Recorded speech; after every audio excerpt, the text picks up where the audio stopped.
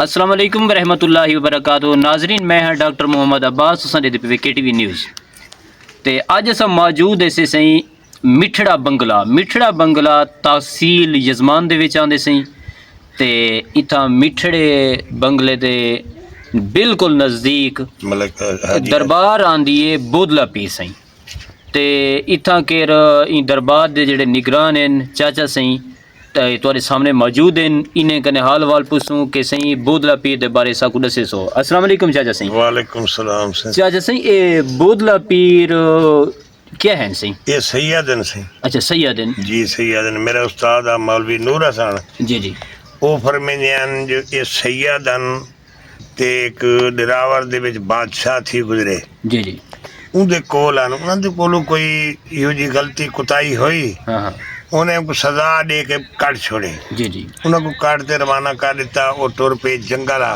हाँ हाँ टुरजा उन्हें आखिर नहर एक छप ये सेठ पकड़ी जी जी एक जरा है उथा नौ चक में फौत हो गया हाँ। भी अभी नौ दे अखीर च आके फौत होया जी जी जी ये जरा है ये 8 चक दे एरिया च आके फौत होया सही बिया जरा है को अपना सलिंदर नु को कहना जीवन मोड़ कने एक उथा फौत है एक 43 वाले आखिरी बनने तो फौत होया सही ये भीराहन ये बिरा अच्छा इना को प्यास नाले मर गए अच्छा अच्छा यानी कि चौलिस्तान जो है वो पुराने दौर की गाली के पता नहीं कितना सज्जा थी गुजरे जी जी जी ये इमे मोयन को वाली में ख्वाब दे विच आए असा जले रकबा आबाद होया साईं जात है उसे जित मेरे भाई बड़ा मलिक कायम मुझे ख्वाब दे विच आया कि भाई था तू दरबार बना।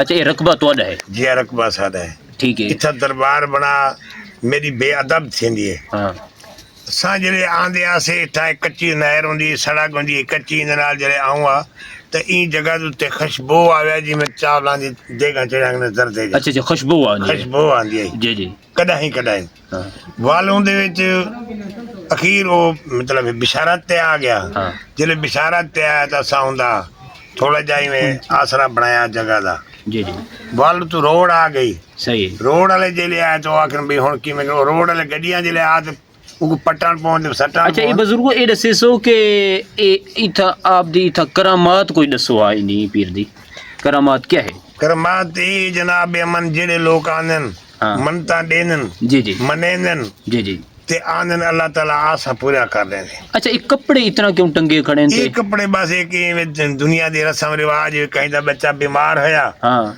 तो उन्हें जनाब आके था धवाया नवाया ते धवा नवा के कपड़े साढ़े ते सही जाए बाकी अन जेड़े इंदे ओ उत्ते जेड़े पोस्ट पे अन ओ पुराने थी के जेड़े ओना को चाह के तो पैर टंग खड़ा। अच्छा ये गलेफ खड़े थे गलेफ खड़े थे बेअदब न थी।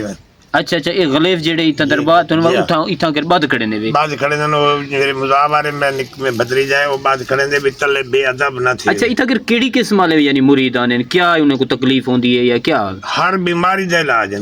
अच्छा जिन्हें को अल्लाह औलाद ना देवे वो भी मनता मान वेंदन ठीक है कोई मतलब बीमार हैं तो उन्हें को अल्लाह शफा देंदे जिहो जी कोई मन्नत मने अल्लाह ताला वो जी पूरी कर देंदे।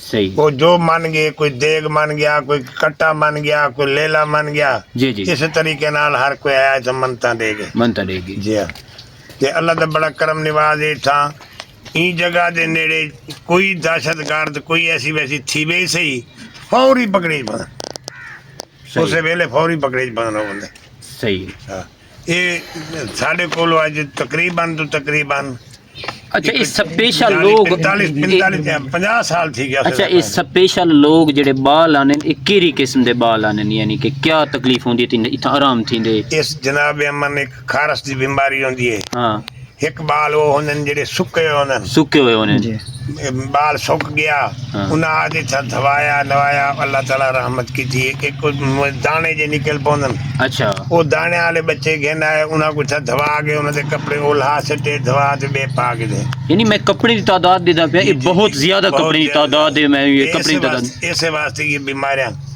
जेरे बच्चों को बीमारियां थी वो मन्नत मान गए ये जेरे कपड़े खड़े ने चोखा अरसे दे कट्ठे थे खड़े ये तो जनाब कोई पुराने थीते से गल दे में कोई खड़े जे हुन 50-60 साल हो गए थे आया को ये कपड़े इवें के जेड़ा भी आने मनण वाले वाली तो कपड़े कट्ठे थी कपड़े कट्ठे थींदे के कोई हवा नाल उड़ गए जी जी कोई बद्धे खड़े रह गए, कोई विच खड़े रह गए। जी जी जी, वो एक पिंगा जब बनाया ने पिंगे दे विच सटिया है, सही है। वो कपड़े जड़े चा चा के विच सटे दे गए। वो वाल कई माला वाले चली गए, कोई चली गया, कोई काट सटिया ने थी तो सड़क दा मौका रस्ता है। ये तरीके नाल सिलसिला चलदा पैंदा बोदले पीर दा। जी नाजरीन, तुसा चाचे ने बहु मालूमात दी है बोदला पीर के हवाले नाल, जितने उन्हें को मालूमात आई तो उन्हें मालूमात दी है। मैं उम्मीद करे सा तुसा ई चैनल को पसंद करे सो ते ई चैनल को जड़ा सब्सक्राइब लाजमी करे सो ते इंशाअल्लाह अज़ीज़ के नवी आने वाली वीडियोज़ जड़ा ज़रूर तो मिल सन देखने को। जी।